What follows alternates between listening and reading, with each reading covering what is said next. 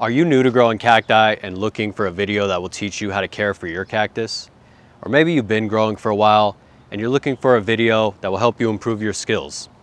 In this video, I'm going to teach you how to take care of your cactus. The first thing to know about cacti is that all cacti are succulents, but not all succulents are cacti.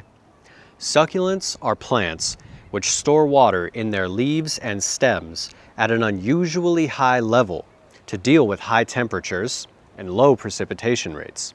In this video, we will be focusing specifically on cacti, which often have different care requirements than other succulents. Cacti are typically grown in places that are arid, places that are dry and hot, although some cacti are endemic to regions that are more tropical.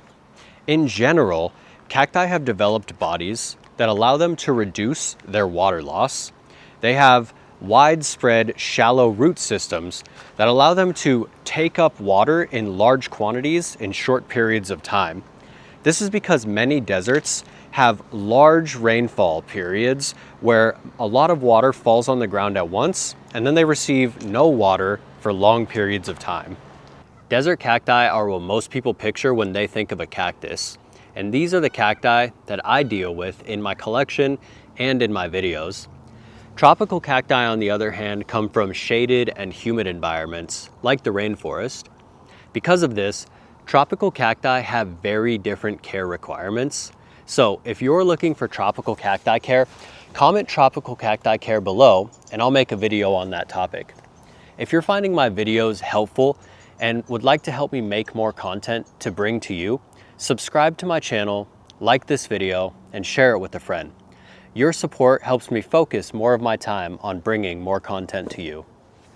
Now, we are going to go over what care looks like for your cactus. An important understanding to hold is that cacti grown in pots are going to require more care and attention than cacti grown in ground. In-ground cacti can often survive off nothing but annual rainfall alone. Cacti grown in pots need special soil and will need to be watered more frequently. In the hotter months in desert climates, like in Phoenix where I live, many cacti will need to be watered 2 to 3 times per week, and sometimes more if it is a young cactus in a small pot. This is because the pots cause the root zone to raise in temperature rapidly, meaning rapid drying, and a need for more water just to keep the root zone cool. In the winter months, many cacti can go 2 to several weeks between watering and be just fine. I have a few prickly pear specimens that I did not water for a few months in the winter, and they survived okay. But use that advice with caution because some cacti are more sensitive than others. Watering on a schedule is not recommended for cacti.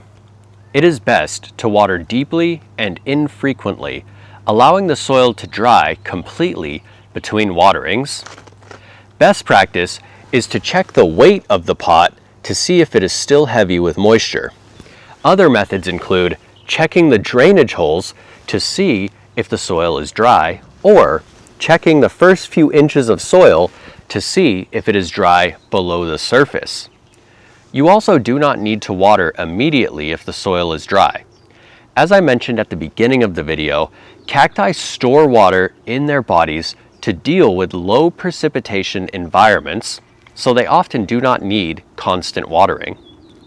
If you are going to water on a schedule, it is best to have 3 or 4 watering frequencies that rotate with the seasons. When it is cold, water every few weeks to once a month. In the spring and fall, water every 1 or 2 weeks. And when it is hot, water 1 to 3 times per week.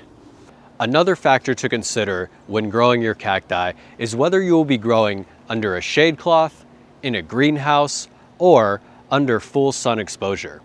Some cacti, like compass barrels and saguaros, can survive just fine under full sun exposure as long as they are mature.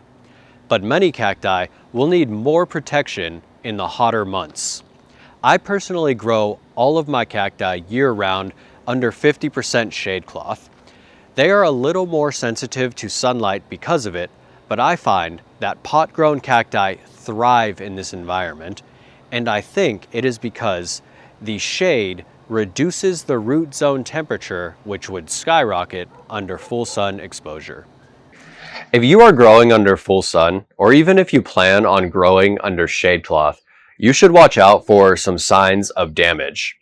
This could look like the skin turning pink, purple, pale green, yellow, or even becoming calloused and flaky. These signs likely indicate some sort of stress caused by underwatering or overexposure to sunlight. Some species of cacti are naturally pink and purple on parts of their bodies, so make sure to research your species before making any changes. Another sign of underwatering is the body becoming shriveled and soft. However, you need to understand your watering habits because soft bodies can also indicate rot, which is caused by overwatering. Next, let's talk about how to make a good soil for your cacti. Cactus soil should consist of roughly 70% gritty and inorganic material, such as pumice and lava rock, and the other 30% should be something like compost, cocoa coir, and worm castings. This gritty mix will do a couple things. For one, it will allow water to drain and dry rapidly, which is exactly what cacti are adapted to. Second, it will allow your mix to resist becoming hydrophobic like many heavy organic soils do. If you make a good gritty cactus mix, this shouldn't be an issue. If you want to know how to make a good cactus soil, comment Cactus Soil and I will make a video on that topic. Finally, let's talk fertilizer. If you are a gardener or grow typical leafy plants, you are prone to desire fertilizer for your cacti, but honestly, you probably don't need it. Cacti are good at growing on almost nothing. It's what they come from in their natural habitats. If you are going to use fertilizer, it is best to use it minimally, maybe 1 to 3 times per year and in very small doses mixed in with water. I prefer to use liquid fertilizer, and I use it much more often in my seedlings or in a young cactus that I want to give a little boost to. But most of my cacti receive no fertilizer at all. Okay, that's it for now, and thank you for joining me. I'm Adrian with Sonoran Flora, and I'll see you on the next one.